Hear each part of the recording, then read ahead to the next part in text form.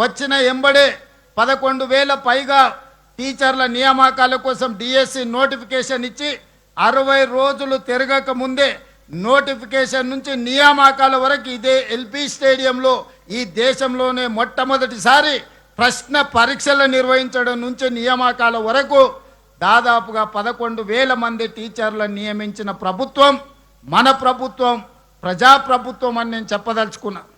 దాదాపుగా 20 సంవత్సరాలు మీకు ప్రమోషన్లు లేవు.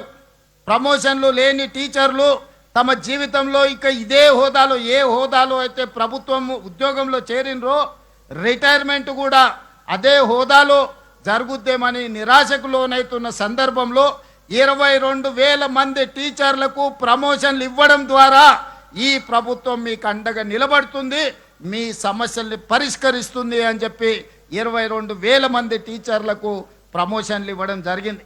ఇదే కాదు, మీ బదిలీలు ఒక జటిలం. టీచర్లను ముట్టుకోవాలంటే అగ్గిని ముట్టుకున్నట్టే అని అందరూ భావిస్తారు.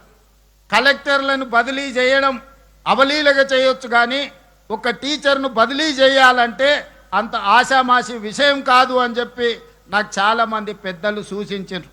నేను ఒక్కటే మాట చెప్పిన, మనకు చిత్తశుద్ధి ఉండి మనం చేసే ప్రయత్నంలో అనుమానాలకు శశపిశలకు తావు లేకుండా బదిలీలు చేస్తే ఆ టీచర్లు కూడా మనల్ని అభినందిస్తారు, మనకు అండగా నిలబడతారు.